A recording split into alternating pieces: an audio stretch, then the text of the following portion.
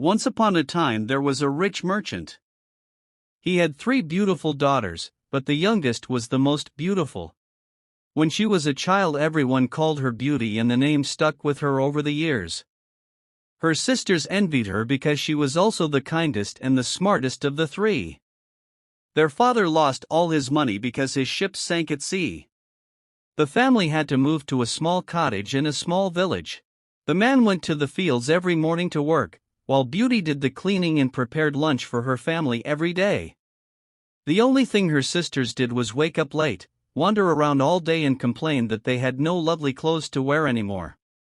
A year passed. One day the father received a letter saying that one of the ships he owned had returned undamaged. It meant that the family was rich again. When they heard the news, the older sisters made a list of things they wanted their father to buy for them: dresses, hats, shoes, earrings, bracelets, and lots more. "Would you like me to buy something for you too?" her father asked Beauty. She thought that the money they had wouldn't be enough for her sisters' lists, so she replied kindly, "Since you ask, I would like you to bring me a rose, because they don't flower here." When the man arrived at the ship, it was undamaged, but it was empty, and so the man had to go back home as poor as he was before. There was only 10 miles left to his house when suddenly a blizzard started. The snow was so thick and the winds so strong that the man fell off his horse twice. It was evening, so the man thought that he was going to die from cold and hunger. Just then he spotted a castle not far away. He arrived at the castle and went into a hall. There was a fire where he could dry his clothes and a table set for just one person. The man waited to see if someone would come, but since no one came, and he couldn't stand the hunger any longer, he ate the meal in front of him. He felt a lot better and started to explore the castle. At last he found a bed, which seemed to have been made up for him. He didn't bother waiting, but he got in and fell asleep right away. When he woke up the next day, he was surprised to find some clean clothes left out for him instead of his own dirty clothes. He put them on and went outside to find his horse. On his way out of the castle, he passed under an arch of roses and remembered what his youngest daughter had asked him to bring her. He plucked some roses from the bush.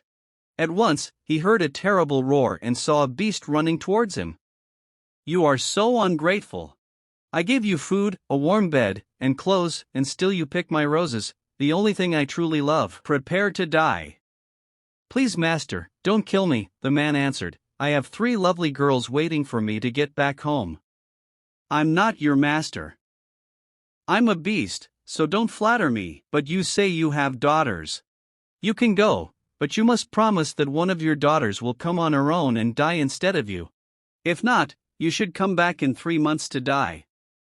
The man agreed with a heavy heart and returned home carrying the roses. When Beauty heard what had happened, she took the roses, kissed her father, and said bravely, "I will go. Love is stronger than fear." Beauty arrived at the castle and was treated kindly, though the beast remained hidden. Every evening they spoke, and Beauty discovered that beneath his frightening appearance was a lonely heart. She learned that the beast had been cursed long ago and that only true love could break the spell.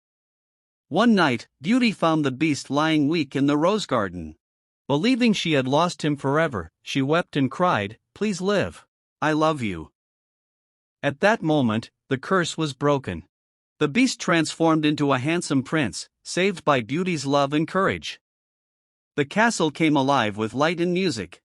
Beauty and the prince returned to her family, sharing their happiness and kindness with the world. And from that day on, Beauty learned that true beauty lives not in appearances, but in the heart.